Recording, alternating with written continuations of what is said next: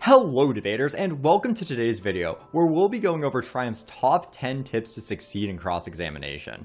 I know cross-ex can be intimidating, especially for new and younger debaters. But follow these tips and soon it's going to be your favorite part of the round. I know it's my favorite. So if you're excited for this video, please be sure to like and subscribe to see videos like this in the future. And you can check out our socials right here. With that out of the way, let's kick it. Tip number 10 is remember your audience, the judge.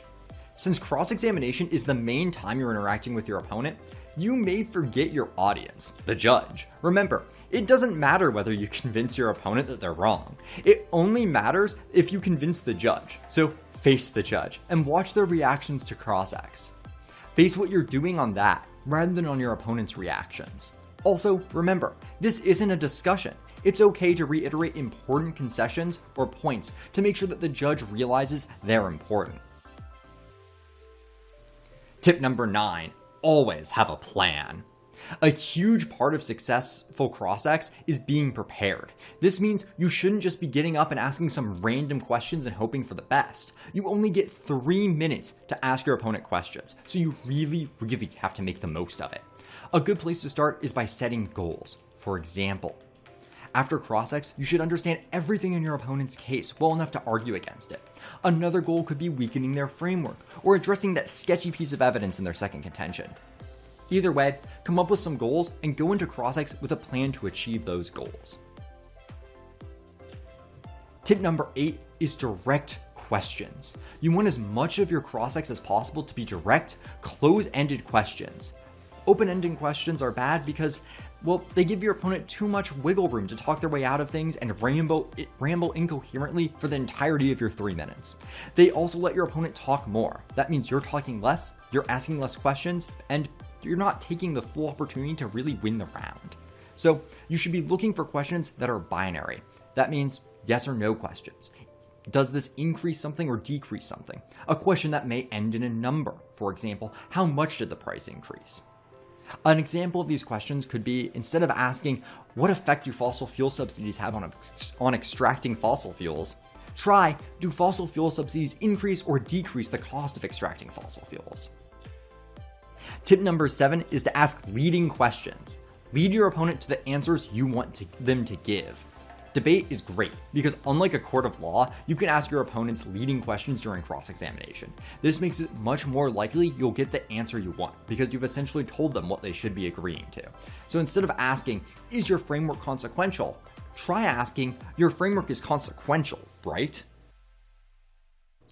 Tip number 6, ask how and why. Look, I've judged a lot of rounds in my time as a coach.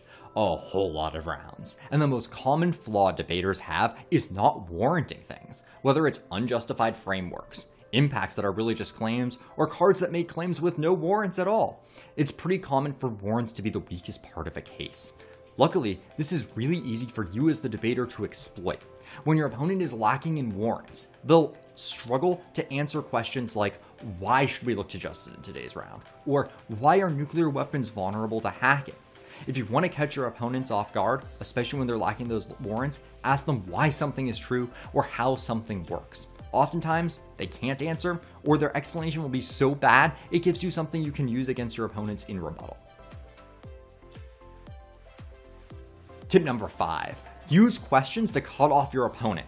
One of the hardest parts of cross-examination is maintaining control and not letting your opponent ramble incoherently for 3 minutes without looking like a jerk for interrupting your opponent. A very effective way to cut your opponent off and stop them from using up all of your cross-ex times in a professional way is to ask a question to cut them off. For example, if your opponent won't stop talking about the various rights we would have in a minimal state, try saying something like, thank you, but doesn't Nozick himself state that the minimal state is only just if there is a just initial distribution of resources? You use the question here to transition away, and it doesn't have to be something that complex. It can just be a question like, what was the tagline of your third contention? That's enough to get them to answer the question and move away from where they previously were. Tip number 4, transition clarification questions into traps and concessions. A common complaint that I hear from judges with less experience when talking about cross-ex is that it's hard to follow, or that they don't understand how cross-ex related to the round. You can make cross less confusing for the judge by using questions to frame the issue you're addressing directly. Think of it like signposting during rebuttal. For example, if you have a really strong line that you want to use against your opponent's value criterion, start with the question, so your value criterion is John Locke's social contract, correct?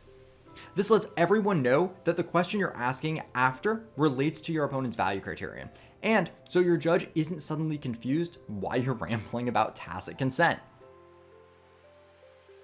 Tip number 3, don't always spring traps.